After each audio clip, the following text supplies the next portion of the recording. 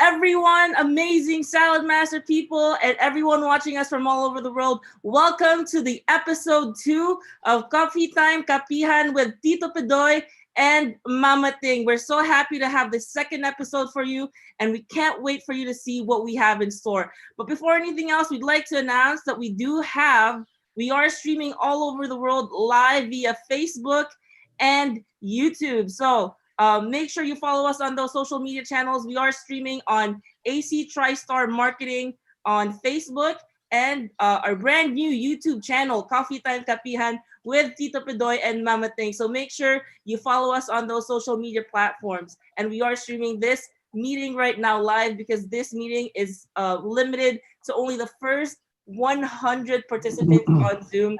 But again, it's open to everyone all over the world on YouTube and Facebook Live. And without further ado, I'd like to introduce our incredible host, Tito Pidoy and Mama Ting. Take it away, Tito and Tita.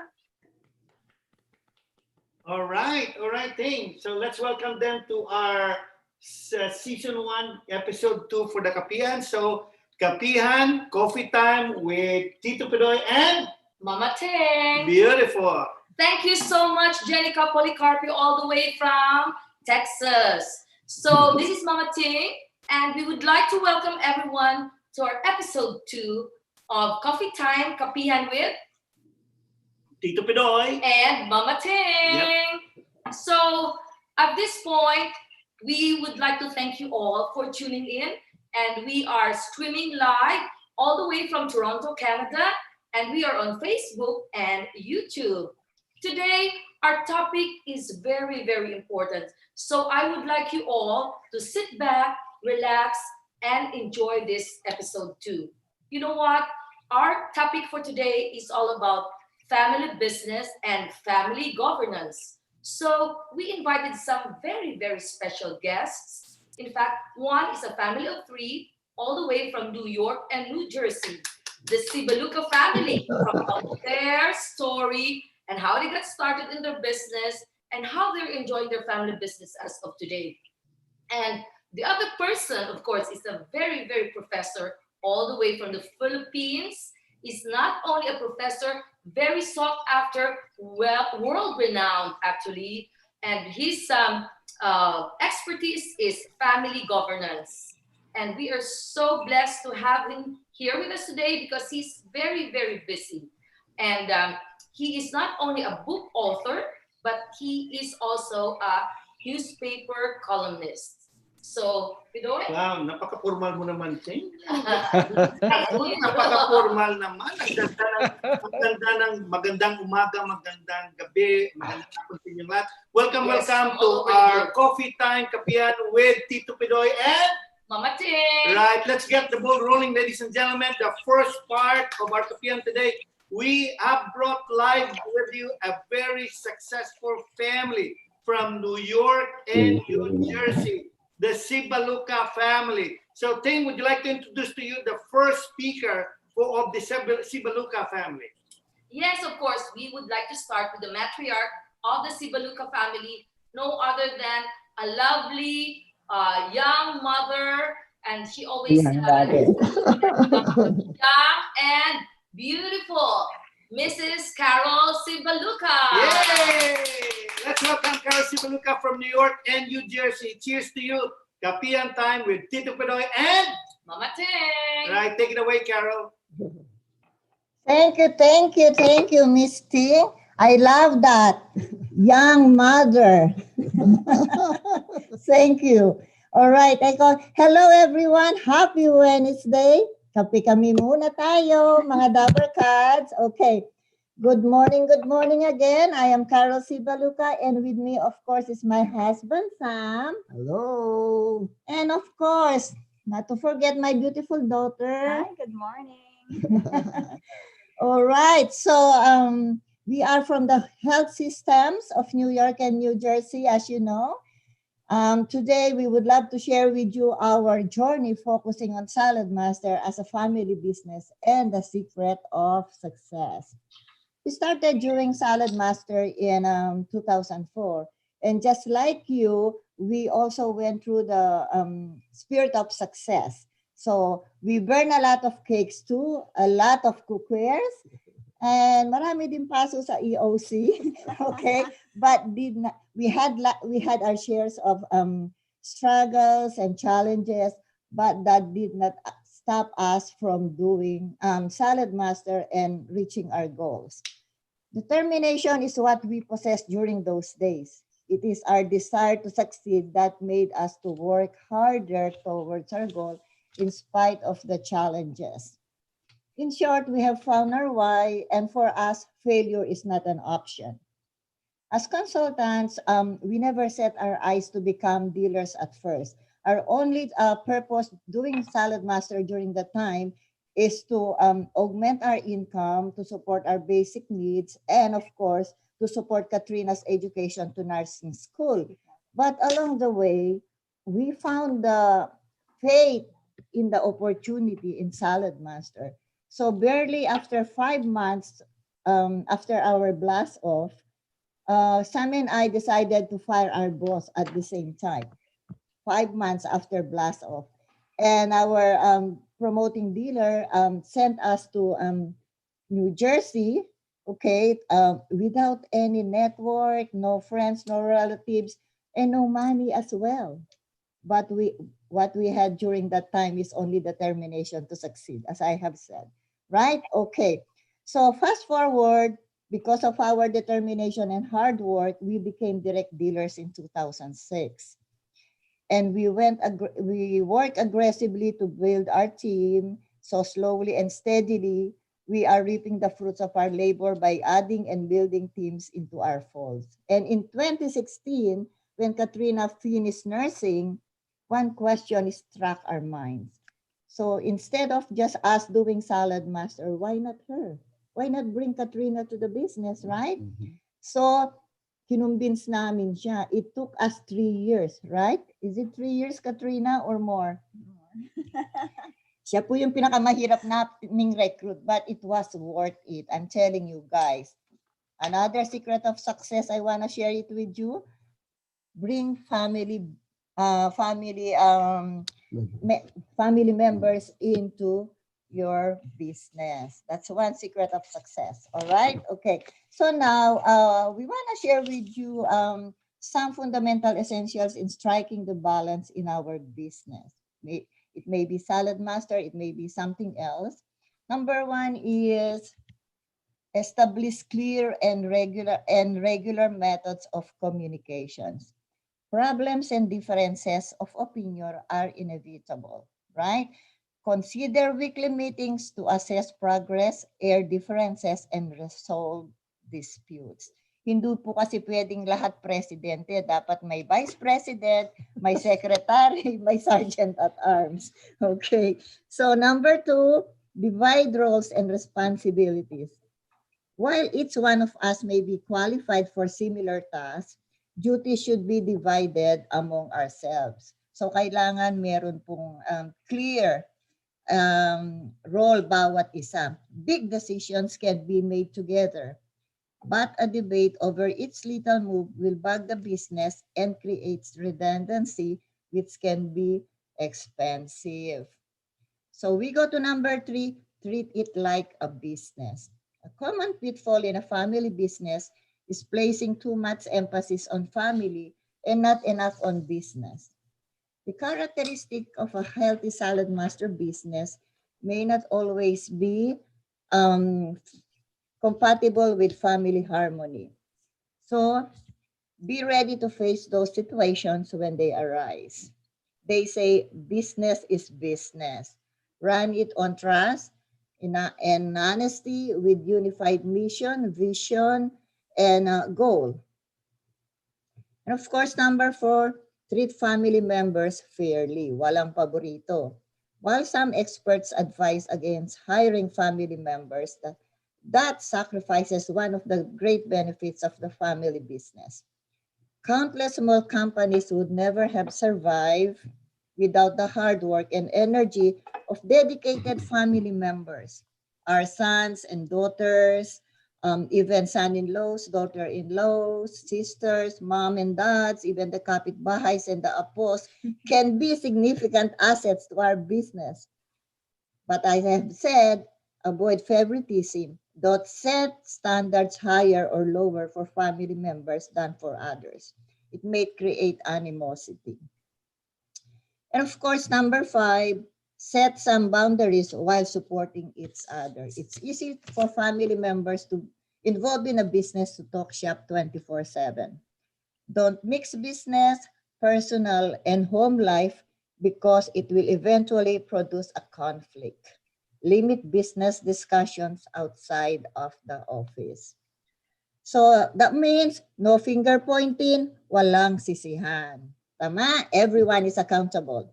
Family business has significant advantages, mainly a dedicated pool of people ready to stand behind your effort. We are a living testimony of a family business. It has not only given us financial security and freedom, but what we love most about it is, as a family, we are given a chance to work together, learn together, grow together, have fun together, travel together, and what I love most is spend the money together. So, ladies and gentlemen, future is bright. Thank you very much. Thank you, Carol, for that. And well, that's a very informative thing. What do you think about that thing? Yes, I know that family businesses, there's always challenges, um, amongst family members, but of course, it's always very rewarding. Thank you, Carol, for that insight. What I learned from that is that you have to draw the line between business and family. So that's an incredible wisdom coming from Carol Sibbaluca. This time, ladies and gentlemen, let's listen to the head honcho of the Sibbaluca family. That is Sam Sibbaluca. So Sam, take it away. Cheers to you, Sam. Thank you, sir. Thank you so much. Thank you, Ma'am Ting. They say that a picture is worth 1,000 words. And having said that, I have prepared a PowerPoint presentation with graphics describing our Salad Master journey. Seeking for a better future, we decided to migrate in the United States in America in 2000, hoping to achieve the life we so desire, the American dream. We started living in this skimpy apartment where the three of us shared one room, just one room, two on the bed, one on the floor. And this is my very first car, a 1990 Toyota Tercel, and it has a custom lock. Do you still remember what's the combination for the lock? Yes, yes, yes. No, it's 143. Why 143? Dedicated for your mom. Okay, so we joined Salad Master in April 2004. And as Carol have just mentioned a while ago, we moved to New Jersey in October 2004. And it's a little bit struggle because the office is at the same time our home. Okay. Mhm. And that's a very beautiful sign, but we did not waver. We just kept focused on our goal to become dealers, of course. And these were the first consultants we had. And of course, knowing that people are the backbone of our business, we steadily grow our team. And then luckily, we were promoted to direct dealer in 2006. We opened up a New York office in 2007 to support our New York operation. In 2008, we qualified as master dealers or grandmaster dealers at the same time as senior dealers. Oh my God. In 2015, it was then when we were able to get our daughter work full-time. Yep. With Salad Master. She ran open houses, bookathons, cooking schools. And the good thing about working together is we have a chance to travel together as well. That's the Australia Master Dealership, Mami, when we had a chance to see the Sydney Opera House. And a lot of koalas too. Yes, ma'am. And Cancun Travel Club. and then the India Master Dealer Conference. Okay, we had the chance to see Taj Mahal up close and personal. Yeah, Peru Master Dealership, where Machu Picchu is within our fingertips. And that's our current team, celebrating the Christmas party last year. Of course, including the families, of course. That's Katrina's twins. Remember that? First Your first car, okay? My current car. Okay. And what's the fruit of our labor? Okay. What's in it for us? With Salad Master, I was able to invest on a 20 hectares of farmland in our province. Also, I had a prime lot at Woodgrove, a 500 square meters prime lot at Portofino, Alabang, a condo unit at Viceroy Tower at the Fort, and our dream house in America came to reality. That's the facade. That's my kitchen. That's her kitchen. That's the living room, family room, of course, the dining room, second level. That's Katrina's bedroom. Are you happy about that, man? Uh-huh. And of course, that's ours. I have a man cave. Okay. So you guys, if you want to play pool, although I don't really play well, I have a movie theater underneath my home. Okay. How amazing is that? And of course, a 12-foot bar that you guys can join me to drink some tequila. Okay. Guys, success is just outside your comfort zone. In Salad Master, anything is possible. It's truly a family business. One of the best kept secret from Salad Master. Thank you, guys. That's our story. Good morning, everyone. Wow, thank you, Sam. That was a very motivating and a very inspiring story indeed. Humble beginnings. Thing I'd like to just share a little bit. I like the car sound that you have with the podcast in this country. So, do you still have that? I'd like that. I think it costs a lot more today because it's already a vintage Yes, car. it's a vintage car, sir. So, Yeah. And I like the GLS too. Man, let me tell you thing from rags to riches, ordinary to extraordinary, from a small skimpy apartment that Sam has described to a mansion in New Jersey. Wow. Thank you so much, sir. Wow. What an incredible Bravo. story. Right, Ting? Beautiful. totally So, agree. two totally beautiful agree. stories this time. It's your turn now to introduce the third party of the Sibbaluca. Yes, of course. The one and only beautiful, talented, hardworking Katrina Sibbaluca. Take it away. Hi, good morning, good day, good afternoon to everybody that's watching. We're just so thankful that we got invited to this Kapihan with Tita Ting and Tito Pidoy. Hindi po ko ganun kasing siklab ng parents ko. One of the things that I felt was a challenge being in the business was, number one, I never studied sales. It wasn't my passion to be in business or to think about running my own operation. And so when they asked me to go on board, I was studying as a nurse during that time in California. I just really thought, is this really for me? I number one, I didn't have any network when I moved with them from California. I moved all the way to New Jersey, so I had to start a new life with friends. I didn't really know anybody. We didn't have relatives here, and so my biggest challenge really was I was in my 20s when I started Salad Master, and that was around 8 years ago. So I was doing it part-time, right? And then, they started asking me to work at the office, papel lang, shred the paper, copy this, copy that, washing dishes. Definitely, I washed a lot of cookware in my 20s. But it was fun to see that it was such a family. It was a family relationship in the office, and I don't mean just the three of us. They treated their workers, they treated their consultants like family. And so I thought, why not give it a shot? because during the time that I really went to do it seriously, we were not really in a very good financial situation. So if you saw the apartment kanina, yung first humble beginnings, naalala ko yan, bumagsak yung kisame.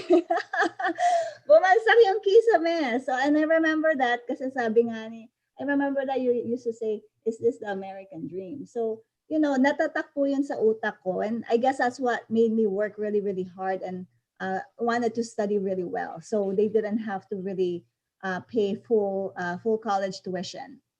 And so I decided to do Salad Master. I remember my first few shows, I was really, thinking maybe this isn't for me, but they kept persevering, and I noticed that the work ethic was there. And one of the things that I loved about it is you are capable of your dream no matter how old. The opportunity is so good that it can be so dynamic that whether you're in the younger generation or in the older generation, the program supports everyone.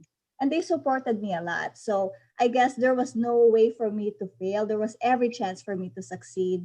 And nakakatuwa lang po. And from there, we have our own home. We can travel anytime we want.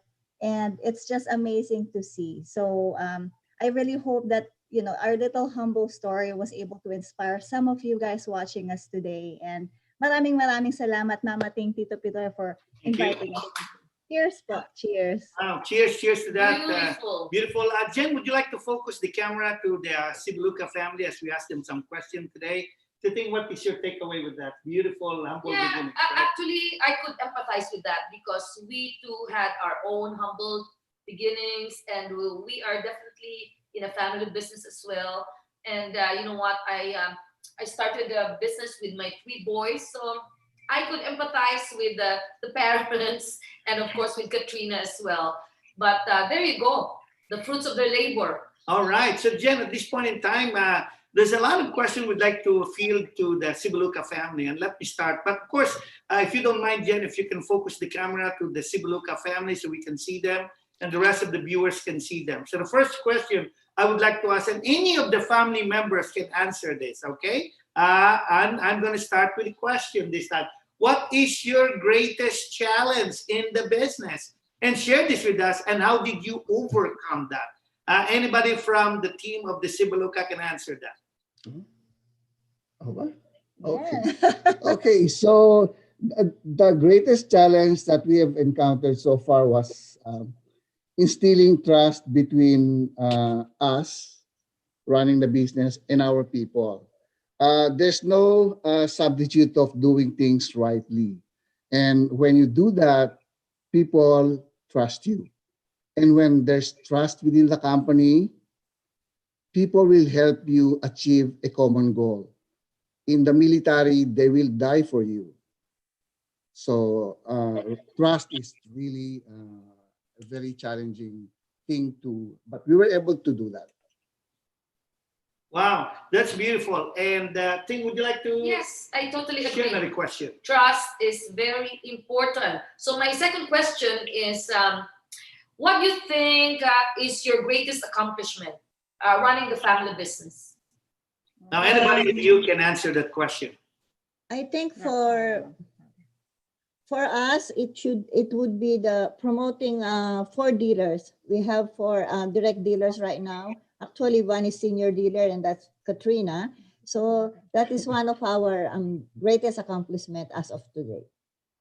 Oh, thank you, Carol. Definitely. When you promote somebody, it's really quite an accomplishment. And not only 1, but 4 promote-outs. Well, if you change your life and you change the lives of other people, definitely, that is a legacy that you're going to leave when you pass this earth. But again, one more question to the Sibbaluca family.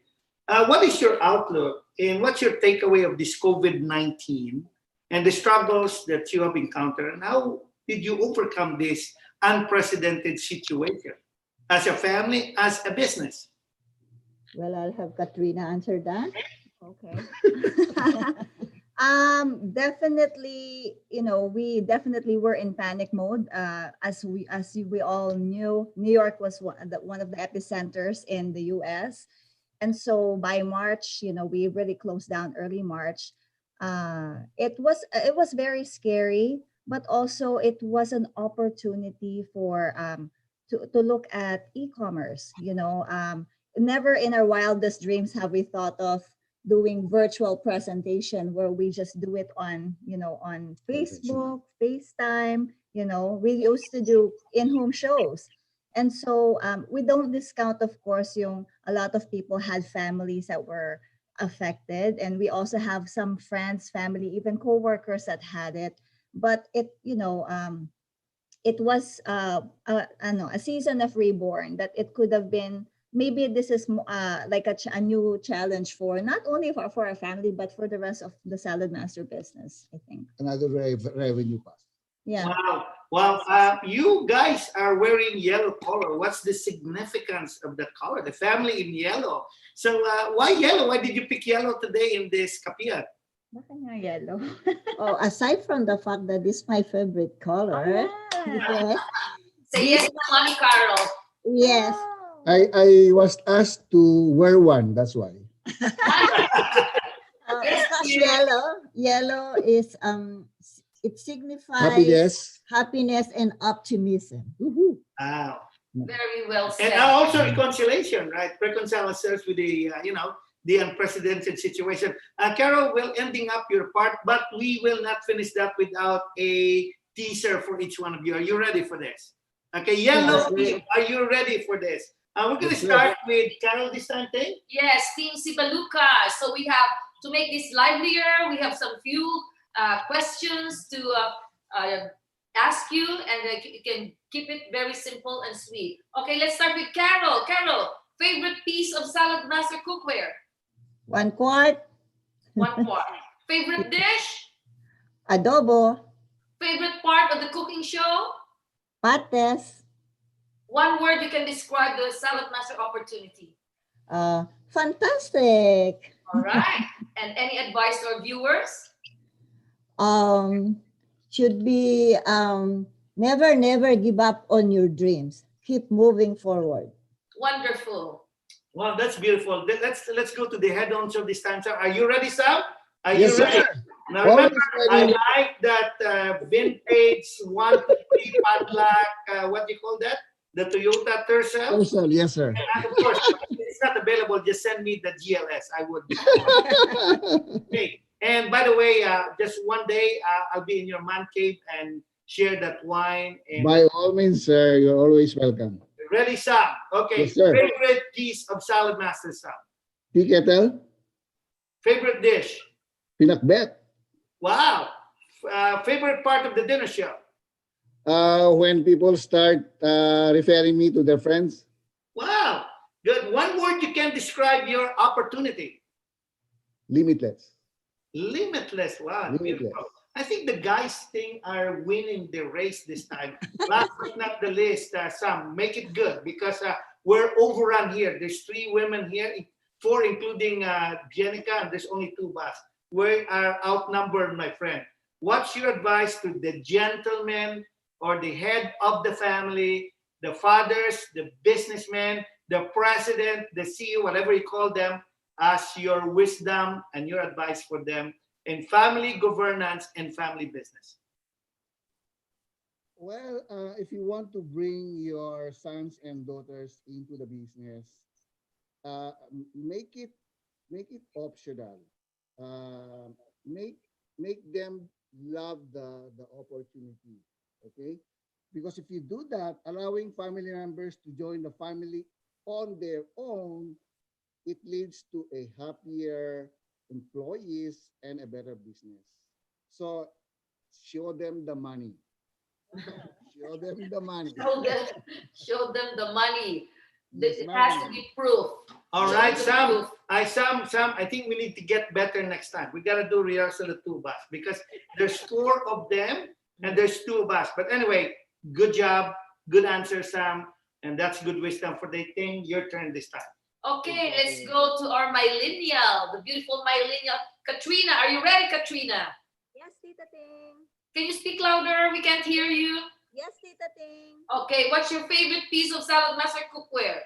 Electric skillet. Very good. Favorite dish? Korean food. Wow, Korean. Favorite part of your cooking show? The salad master machine, when they light up, when they see those cutting cones. Yes, it is a must in our kitchen. One word that will describe the opportunity. Growth. Growth. Very well said. And any advice to our viewers, Katrina? Definitely just trust yourself because you have so much to offer to the table, no matter how young, no matter how old. Wow. One great advice from a millennial. Thank you so much, Katrina. All right, Ting, we are going to end our part 1 for our Coffee Time Kapihan with Tito Pidoy and Mama Ting. all right, take it away, Jen. Thank you for Yellow Ting Sibbaluca. Jen, take it away as we prepare for our next speaker.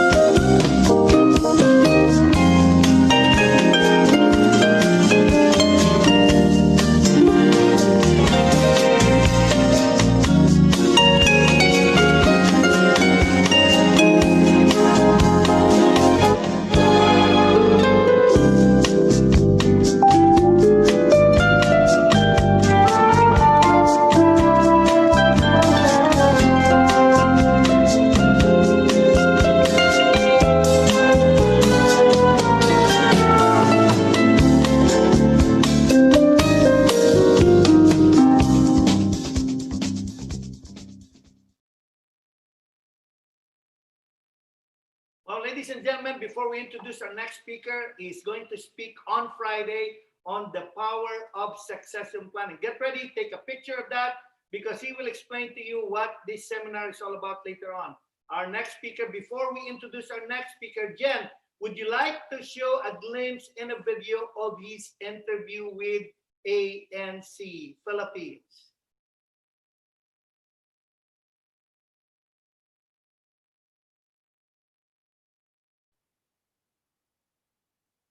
Our next guest stresses the importance of effective family governance in all aspects of business, especially during times of economic uncertainties brought about by global issues like the COVID-19 pandemic. We now have live ASEAN Family Business Governance Advisor Enrique Soriano. He's also the Executive Director of Asia-Pacific-based firm Wong plus Bernstein Advisory Group. Good afternoon, Professor, and thank you so much for taking our call. Thank you. Glad to be here. Now, of the businesses here in the Philippines, how many are family owned? Oh, if you're looking at the Philippine market, it's probably around 80-85%. That's right. And we even have the likes of the SM Group of companies, the family of Andrew Tan with Alliance Global and Mega World. We have Cebu Land Masters and Aboitiz, which are all family businesses, and thousands more of micro, small, and medium enterprises. But the DTI says some 2,500 SMEs closed down annually since 2000. Of these, what percentage family-owned are likely to fail because of complex family dynamics and even crises like this pandemic? Very true. As a matter of fact, in a DTI report, out of around 98.57% are SMEs. And out of that number, more than 1 million are family-owned enterprises, which comprises around 80% of all SMEs. So if you're asking me the question on how they are thriving in this crisis, most of them have been severely impacted, not just externally, but because family and business, it's a difficult process of two circles overlapping. Family is emotion, and then business is all about speed and decision making. So when there are no rules that define them, there's a tendency to actually clash. And that is also in a way impacting the family business, not just the COVID, not just the pandemic, but overall the emotion that comes into the picture. So that's really affecting a lot of family-owned businesses. Whether you are big or small, it is really impacting them. Right, and among the challenges that you are saying affects family businesses, decision-making, compensation even, and their roles, the involvement of other family members. And it's never just a family that you're saving if you're trying to discuss family businesses, but also many jobs and lives. Can you share with us some business governance rules and protocols that can maybe reduce complex family business issues? That's a very good question. As a matter of fact, it all boils down to having a powerful governance system. In most cases, especially in a crisis situation like what we have now, most often than not, family-owned businesses, most of the time they neglect the concept of governance because for them governance is a side dish. It's cumbersome, it can be expensive, it's also a waste of time. Most business owners and family members think that they should go to where the action is, which is to make money, to survive, and to keep the business afloat. But I totally disagree there because the key here now, more than ever, it is critical for family-owned businesses to focus or fixate themselves on the concept of governance. Now, what is governance? It all boils down to what? Communication. When you talk, you can solve issues. Family unity. It's also very important. When there's unity, there's harmony in decision-making. Clarity of roles. When you clarify roles, there should be less overlapping of specific roles. For instance, if I have children, one is a manager for marketing, one is a manager for finance. If there is clarity in roles, then there should be less friction. On top of clarity of roles, then specifically, there should be responsibilities and accountability.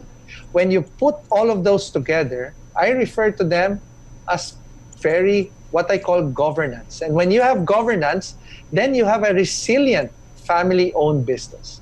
In the absence of governance in a crisis, it's either you come together or the family falls apart.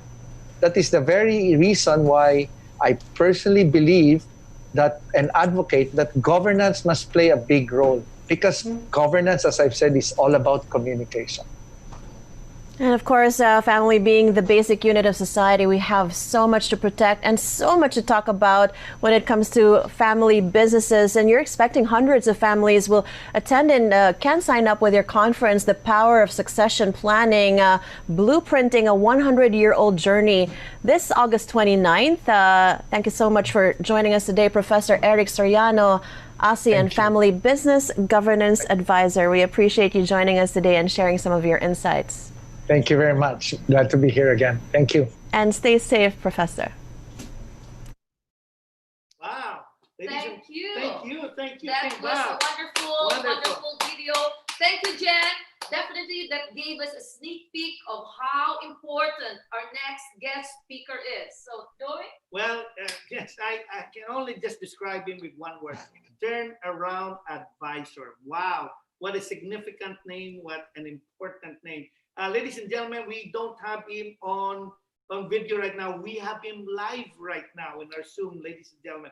So without further ado, let's welcome Professor Enrique Soriano III here in Kapihan with Tito Pidoy and Mama Ting. Beautiful. So, Professor, can you tell us exactly the type of work you're working with ultra high network companies and conglomerates right now, and who are they, Professor?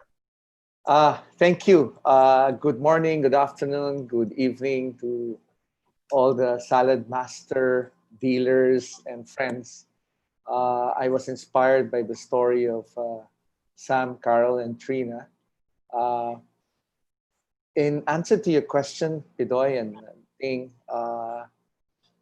ultra high net worth are those that are possibly making revenues of around 500 million US dollars a year. So they're pretty much high net worth families. They are a conglomerate, but they started also like all of us, those who started from the bottom. Most of them My clients are based in Asia. A big chunk are in Indonesia. Some are in Singapore, of course, here in the Philippines. So they started from nothing. Most of them are Chinese. They came from southern China with nothing except their shirts on their back. Sometime in the 60s, perhaps, or even in the 50s. They eventually moved to Malaysia. They eventually moved to Singapore. And then their wealth suddenly exploded because they had so much resilience. They had so much hard work came into the picture. They started as pretty much nothing. And perhaps I can cite one good example. The owner of, for instance, Mega World. Since I mentored the eldest son more than 18 years ago. His story is impeccable because he came from China, moved to Hong Kong. Then, in his teenage years, they decided to migrate to the Philippines, and he had nothing.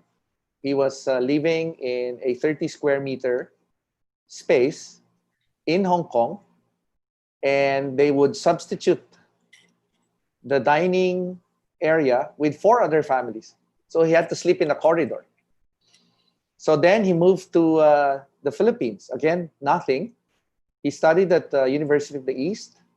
Then in his spare time, because he had no money, he had to teach and mentor other students as a mentor, teaching math. I remember talking to one of his best friends in California, in Eagle Rock, the one that is a publisher of a newspaper. And he related to me that in one of the cases, they would prepare sandwiches in their homes. And alternatively, on other days, his mom would ask him why he would bring 2 sets of sandwiches. And he would say, "This is for my friend, Andrew," because he had nothing for lunch. So they would substitute. And then he started working as a employee after graduating from UE as an employee. And his former boss was actually the one manufacturing liquor. But since that boss was obviously entitled, he ended up knowing the intricacies of the business. So fast forward many years after, he now owns one of the biggest liquor companies in the world. We acquired 100% of Fundador all over the world. That Fundador was inspirational because when he graduated from UE, that was the only Emperador bottle that was a gift to him from his father. And that was in the 70s. And in 2000, when I was with him, he said, "Someday we can probably own a seat here." I said, "You're probably cuckoo because that's a Spanish brand." And sometime 5 years ago, he decided to acquire it for almost 300 million US dollars. So all of these things, now he owns the biggest liquor company in Mexico. We just acquired it, 57% market share. And he has put up around 750 high-rise buildings in Manila. And he has several buildings in Spain. And he has several thousands of vineyards in Spain and in France. In short, he is one successful guy, but he knows where he came from. So net income-wise, he probably grosses around 80, 90 billion pesos a year. So these are examples of people like Sam, Carol, Trina, Pidoy, Ting, that inspires me to help them, because as they grow their business, the complexity of the business eventually can take its toll on the relationship of family members. Because sometimes you're fixated on making money. You forget that you are a family, first and foremost, and you end up completely neglecting the value of your relationship. So that's my role. I do advisory work for mostly high net worth families in Asia. Wow, and thank you for just accepting us. We're not part of that ultra high net worth people, but of course you can consider us in terms of friendship, my friend, and love. By the way, Sam, I just would like to let you know it's not too late. Andrew Tan of Megaward started in a corridor. You started in a skimpy apartment. Exactly. So you have the advantage there. Andrew Clark don't have a car. You have that 1, 2, 3 padlock car. So that makes you a little bit more than Andrew. So all you have to do is catch up with Andrew Clark right now, Mega World and Fundador, right?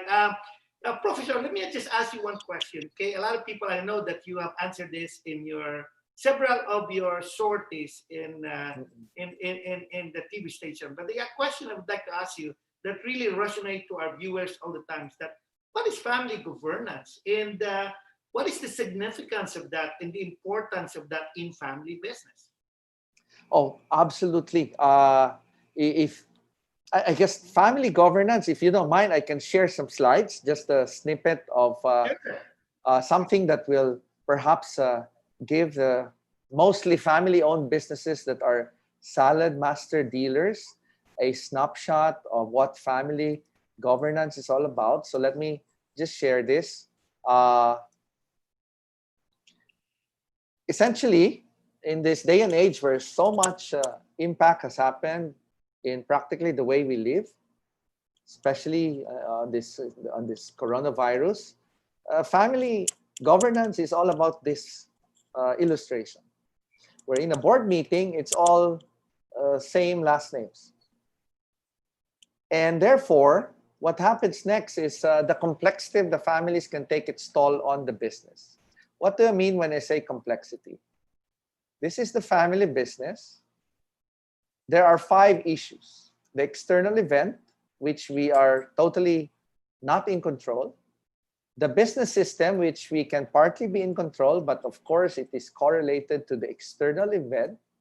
But the ownership system, something that most families oftentimes neglect because they think they will live forever and they think they're supermen or superwomen. So when they become entrepreneurs and they get old, they end up getting their children to run the business. In the absence of any rules, it becomes a sibling partnership. And the next generation would be cousins. So globally, in studies that empirically have shown, second generation, 7 out of 10 family will eventually disappear. What remains will be 30%. In the next generation, in the third generation, only 13%, that means 1.3 families in 10 families would end up surviving. In the fourth generation, halos wala na, 4% na lang. So this is where governance comes into the picture, including this one, where children end up marrying. So the question here is, what's going to happen? So if the children ends up inheriting the wealth of the family, no matter how big, no matter how small, and the children, or say the daughter dies ahead of the spouse, would you want the in-law to end up taking over the business and getting shares of the business? And what if the in-law ends up as an outlaw? What if the in-law doesn't perform and now he owns shares? What if the in-law remarries and then he puts his new wife to come into the board? What would be the implication of that family business? So ownership now changes hands. What's going to happen to the children of the deceased child or the deceased daughter? Who will take care of that? So these are things that we oftentimes neglect because we are so focused on making money. So these are the stages of what the business ends up with. First generation, it's the controlling owner. Next generation will be the siblings. And typically among siblings, there is intense and volatile relationships. And therefore, oftentimes, it also begs to be answered. Fair is equal, but equal is never fair. Fair is equal. I love you all equally. I'm your father. I'm your mother. But in the end, is equal being fair to the one that is the most masipag or to the others that are patently lazy? Kaya lang binigay mo equal eh. So, in your tombstone, your pinakamasipag na anak will say, Papa, equal was never fair. So that is where conflicts normally start, including the cousins get worse because there are many cousins now in the picture. So this is what it is. The overlapping of roles and responsibilities must be institutionalized. And that's where governance takes place, where you institutionalize behavior, you create rules, you create roles, you make sure that they have goals, that they must be accountable. And that is precisely what governance is all about. Kasi you avoid the overlapping of decisions from the family to business. Kasi nga, very emotional eh. And there's so much stress that is involved because, you know nga, leaders do not know how to manage the family. They know how to make money, but they totally neglect the concept of relationship building. So what happens after? It's either forward together or they fall apart. So that is something that I wanted to highlight here. Whatever the reason, governance is what? Communication. And when there's a failure of communication, it becomes the biggest stumbling block for family businesses to eventually move forward. So that's more or less a snippet of what it is to make sure that relationship can be sustained so that the founders can have a legacy in the next 10, 15, 20, 30, even 100 years. And that's the topic of my talk on succession, building legacy and creating 100-year-old companies. Wow. You just have given us a business, not only snippet, professor, but also a clinic on business. And, we don't need to spend thousands of dollars just to get this information from you. You just give it to us. Well, thank you so much, Professor Ting. Do you have any question? Anything that you would like, Professor, to take up to us? Yes. Our viewers here today? Yes, Professor. Another question for you. What steps do you recommend to the SMEs in order to survive in this unprecedented time? I just had a talk earlier today in Indochina virtually because I helped the World Bank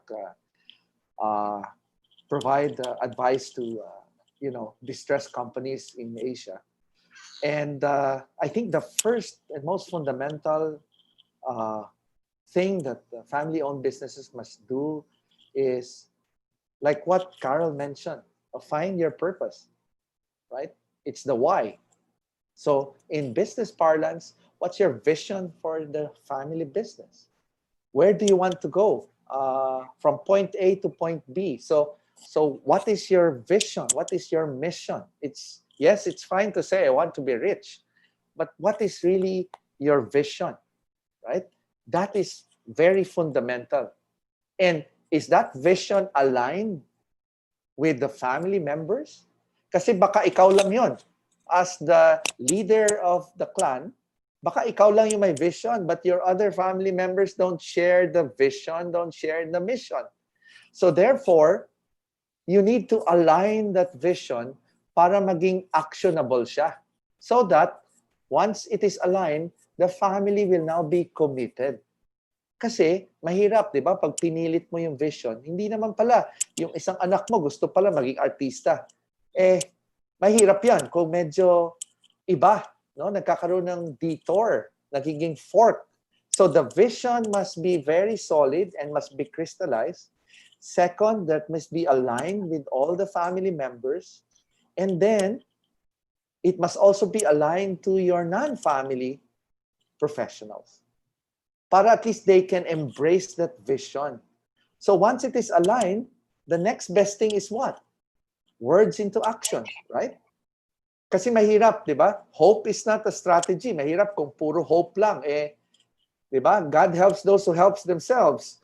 There must be actionable things. So how do you create an actionable vision? Have a plan, right? Have a business plan. Have a business continuity plan. That's how it is. And what should the plan really contain? Kompleto dapat. In this day and age, kompleto. A product campaign, a people plan, a financial plan, and a business model. Kasi mahirap din kung copycat ka. Sa panahon ngayon, di ba? Innovation is key. Either you change or you are changed. Either you innovate or you die. So, kaya very important yan sa SME. And ang talk ko kanina sa World Bank is sino ba ang nag-initiate ng digital transformation dito? Si CEO ba? Si Chief Information Officer or si other C? Si COVID-19? Siyempre si COVID, because families were shocked. Their world were turned upside down. And decades of what? Procrastinating on change, napilitan sila ngayon mag-digitally transform in just X number of months. And that's the power of COVID-19. You were forced into it because you want to survive. So, yun lang sinasabi ko. It starts with a vision and then align it and then you move to a plan all the way to creating a business plan and then innovate your business model. Wow, beautiful. Sam, it's not too late, Sam, Carol, and Katrina. So you're working on your plan right now. So beautiful. You're in the right direction. And I think the actionable action that Professor Soriano is telling us, you are at the right place at the right time. Professor, one more question, Professor, before you leave. I know you are well sought and respected in Asia, and I know your time is very precious. And we cannot actually even just get you, even if we can afford, but because you're so busy right now. Quick question. I haven't heard this from all of your talks, Professor. You deal with high-level network companies like Andrew Tan of Mega World and Fundador, and some other Asian conglomerates, right? And you also talk about small, medium-sized enterprises. Now, I'd like to just have a little clarity here. And what are the similarities between an SME and large organization in terms of management and leadership? Or are there similarities in management and leadership among the two opposite businesses? Yes, there are similarities and there are dissimilarities. The similarities of large conglomerates that are family-owned and the SMEs is what? It is inspired leadership. The founder is the one setting the tone where the business will eventually go. That's the huge similarity. In a large conglomerate that's run by family business leaders, it's the same thing. That leadership is coming from the top and he sets the tone. In the SME, it's the same. He sets the tone, tells his team, this is what we intend to do, this is where we want to go, and this is how we can move this. So, as a team, let's do it. That's the similarity. The other similarity is the commitment of the family of a conglomerate and the SME. The intensity of that commitment. The third similarity is the desire to create stewardship. Not ownership, stewardship. Meaning, I'm doing this for the next generation. I'm doing this for the succeeding generation. Para siyang Patek Philippe na hindi naman sa atin ito para to sa susunod na henerasyon.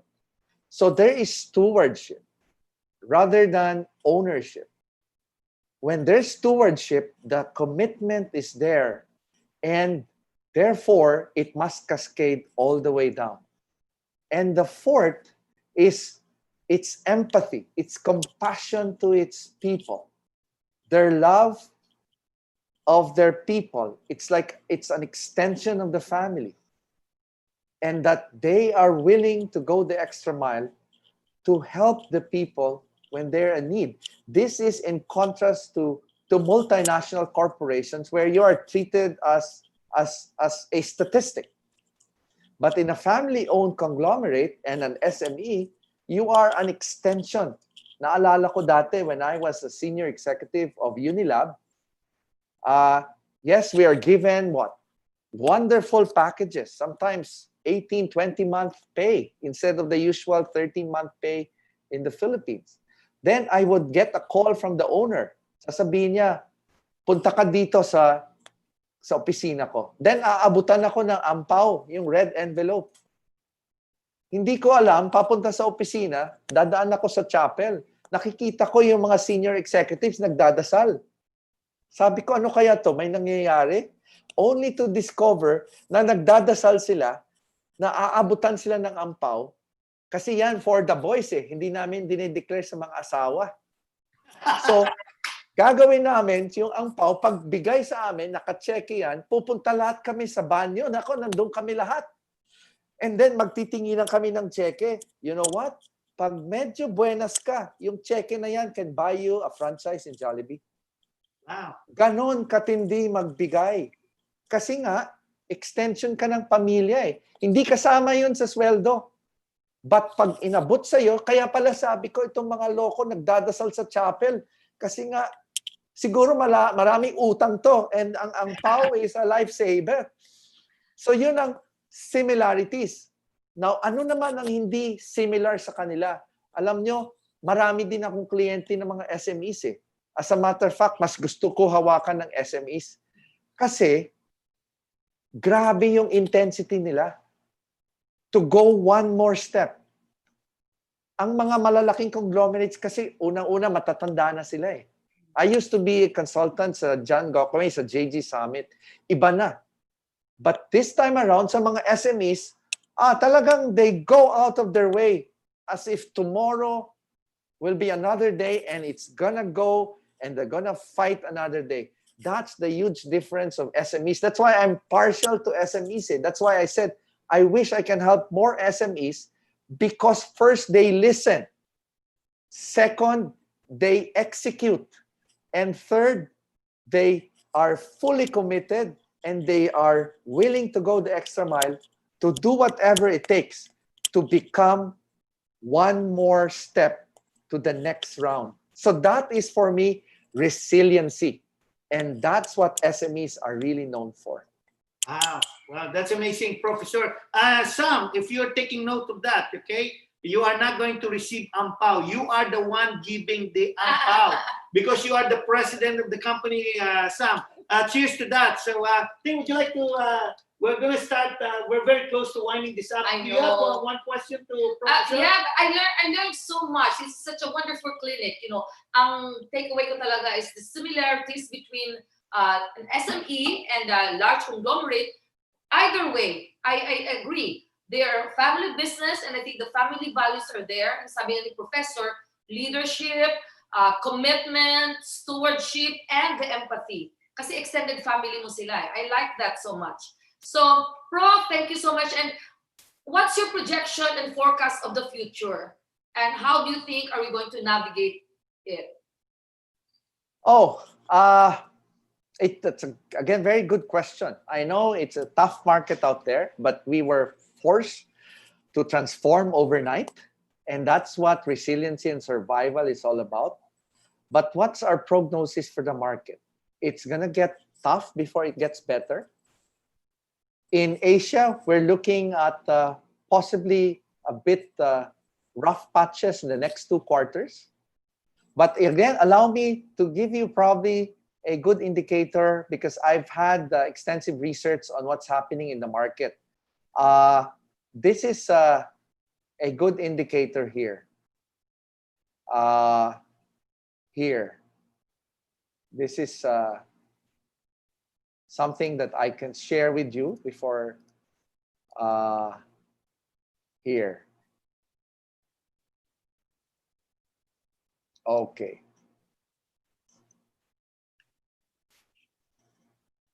So this is a good indicator.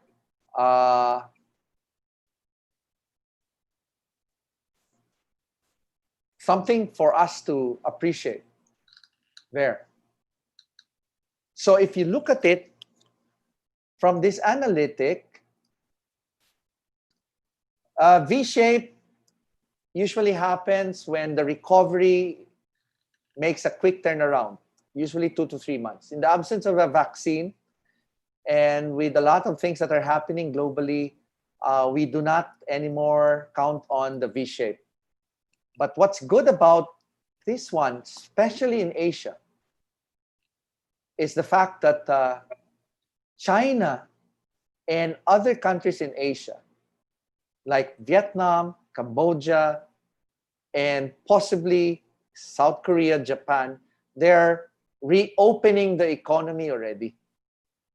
In China, they're expected to post positive GDP by the end of this year. Vietnam is also expected to post positive GDP. What does a U-shape mean? There is a global slowdown, there is a shrinking growth, but there is a quiet recovery. So China, fortunately or unfortunately, was able to bounce back because they reopened in April.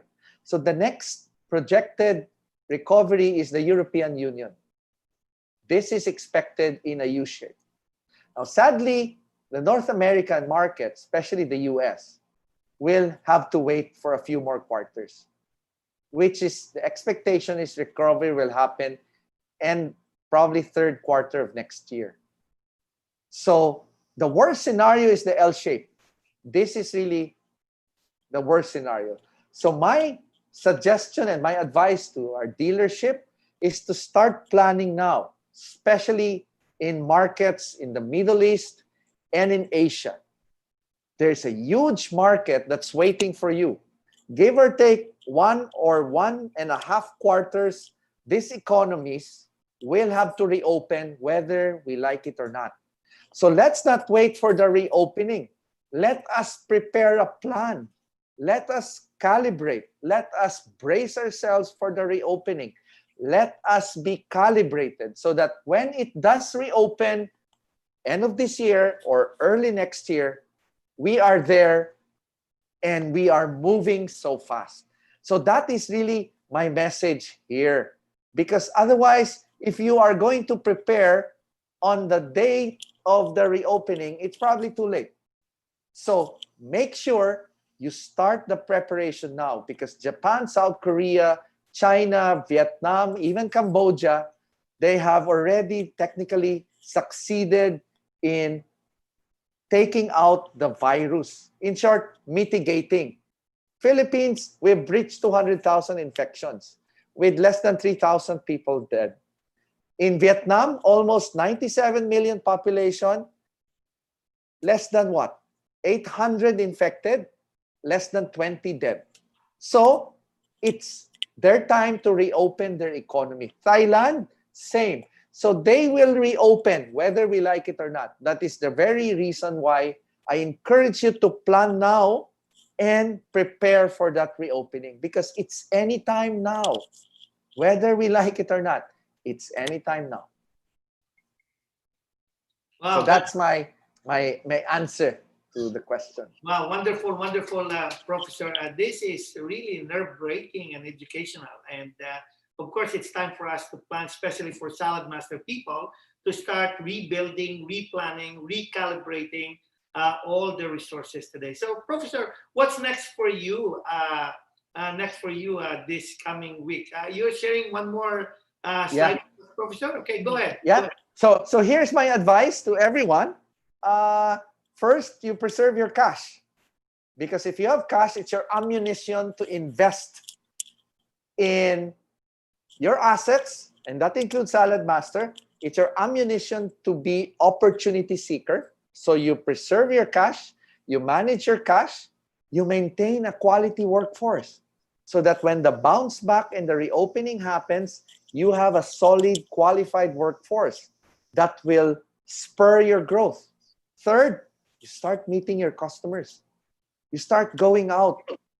You need to do this now. You need to create the digital transformation to make them aware of what you are doing. And you try to innovate. And finally, you manage your health. Because you can't afford to get sick because you're in the midst of calibrating your organization. So as my last slide, this is my talk on Saturday. I'll be sharing the talk with 4 gentlemen. As a matter of fact, 2 are from North America. Steve is from Canada. He's based in Toronto and Montreal.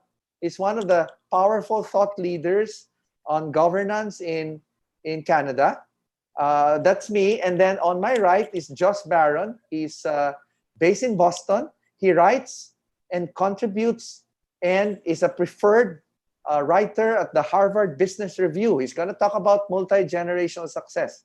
And then Mr. Richard Yu, a family business leader who's chairman of one of the global leaders of traditional Chinese medicine called Yuyan Sang. You'd see that in many duty-free shops in airports. And he's going to share his trials and triumphs in leading a 141-year-old family-owned business that started in 1879.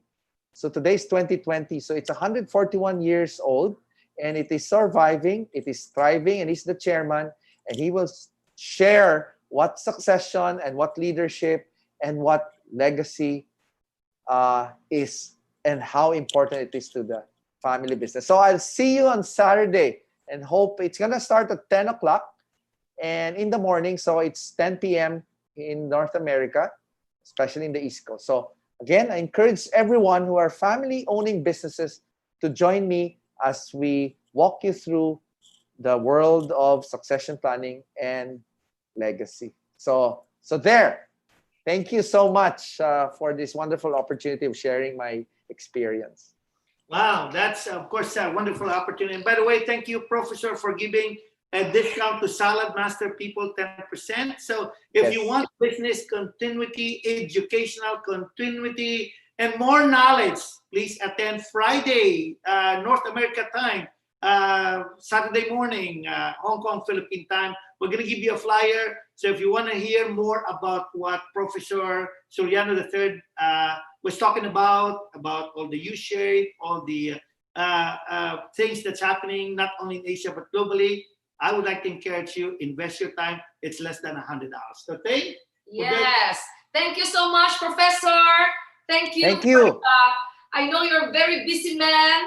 Thank you for gracing Kapihan with the Tito Pidoy and Mama Ting. So Thank you. Thank you, Ayo. Thank you, I look Sam. forward to see you on Friday. I'm so excited. That is, the framework of recalibration, and you're good at that, Professor. So thank you for believing in us, Salad Master people, and thank you for giving your wonderful advice.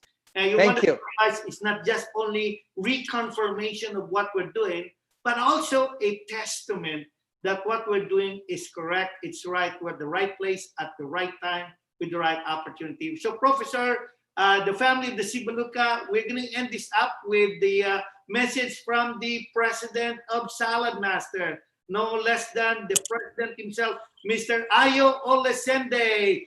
Coffee time, Kapihan with Tito Pidoy and Mama Ting. Take it away, Ayo. Thank you, Pidoy. Thank you, Ting. Hey, Professor, wow. Every time I hear, I learn more. So this is fantastic. And thank you. And, Sam, Carol, and Katrina, I suppose there's that saying, the 5 Ps, proper planning prevents poor performance.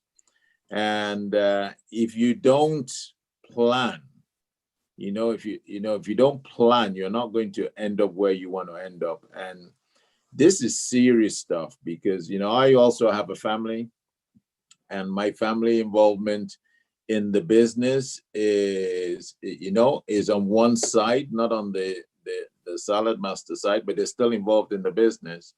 And you look at this stuff and you go, and you as the entrepreneur, you work so hard and you build this empire, and then you go, okay, what's going to happen to it? What's going to happen to it? And so this is really an important topic. And I'm so happy that it's been addressed, that we take time out from our busy schedules to not so get caught up in the day-to-day that you forget about the future and the next generation and moving things on. So again, big thanks to Professor Soriano for this valuable information. And you are hearing from an expert, from a professional, somebody who deals with big time people who are, millionaires, billionaires. And so you are getting the nuggets that you couldn't go to university and learn this stuff. This is so important. So My message to everybody is don't just listen. Put a strategy together, and you have the leadership of Pidoy and Ting who are there, who have got the same thing and care for you, because Salmaster is coming up to his 75th year in business. And the Regal, who owns Salamaster, are in their 4th generation. And I've got some news for you. They have some babies. Ryan has just had a little baby girl, Anna. So they're not planning on closing that business down. That generation of business is going to keep going. So Salamaster is going to be around for a long time. You want to make sure your family is going to be around too for a long time. So I just want to talk about, the topic is family. And one of our core values is family. And our core value, we are a global family who builds authentic relationship and has fun together. Think about what we do. We work hard, but we are a family, a global family, and we build authentic relationships and we have fun together. We always put others first, and we help others fulfill their dreams. That's what we do in the Salamaster dealership, is helping other people fulfill their dreams. And I always say that our success is your success is our success. It's a two-way street that flows between us. And Salamaster, and the professor was talking about the resurgence coming back. Let me tell you, we have been in unprecedented times, but what we have to thank God for is we have been favored. We are one of those businesses that have fallen on the right side of these unprecedented times because we are booming globally. Salamaster, as of today, I was just looking at the figures. We are over 100% of what we said we would do in the month of August. We are at 140% of what we did this time last year before the lockdown. Before the lockdown. That's how good the business is. We have production. I have been on some production meetings today because they're doing everything possible. They're working flat out. They're employing people. And our business is booming. And I know this is not in every country, but some countries are doing great. Some are going into lockdown. Some are coming out of it. Some are in between. Some haven't even decided what they want to do. But the fact of the matter is that things are moving in the right direction. And you have to have a master plan that runs along with it, regardless of where you are now, because your success is our success. And you are a big part of our business globally, what we do. And it's so important. And one of the other core values of Salamaster is empowerment. Empowerment. And I really believe that we are blessed to bless others. And so part of our mission is not just to run our businesses, but to use our businesses to bless others so they too can go and bless others and pass that baton down the line and continue for us to grow.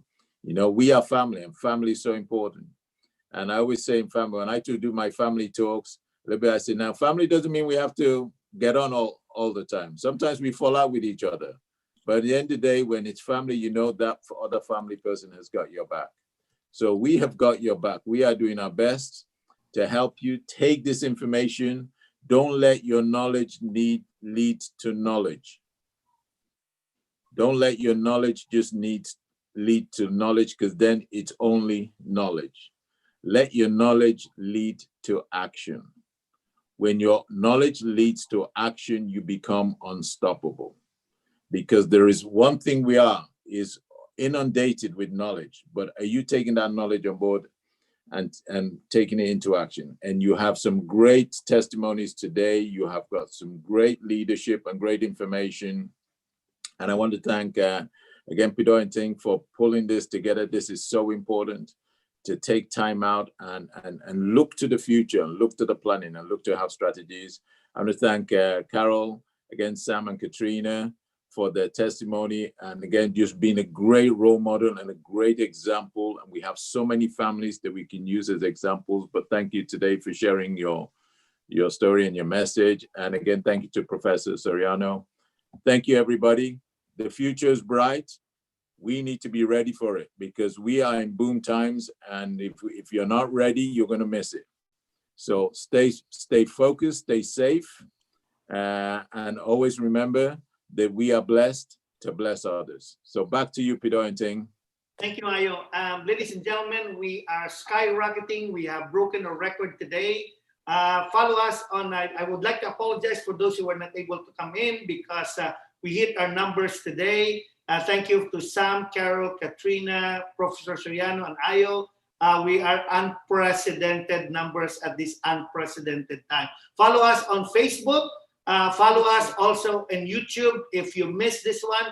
And by the way, I would like to encourage you, let's have a continuity of this Coffee Time Kapihan on Friday, Saturday morning in Asia, and with Professor Soriano this time. And we will give you the line where to get this. So Jen, would you like, before we end up, and Jen would like to give a little bit of working thing, would you like to just say thank you to our viewers and guests? But before we do that thing, just a little bit of word. Today is Family, Business, and Strong Governance. Next episode, what's this? Next episode, stockholders and stakeholdings. These are the things that we would like to discuss. Are you a stockholder or are you a stakeholder or are you both? So ladies and gentlemen, watch out for our season 1, episode 3 this time. And again, we're breaking record this time. Thank you so much. Before we give it back to Jen, Ting, would you like to say some acknowledgement and thank you to our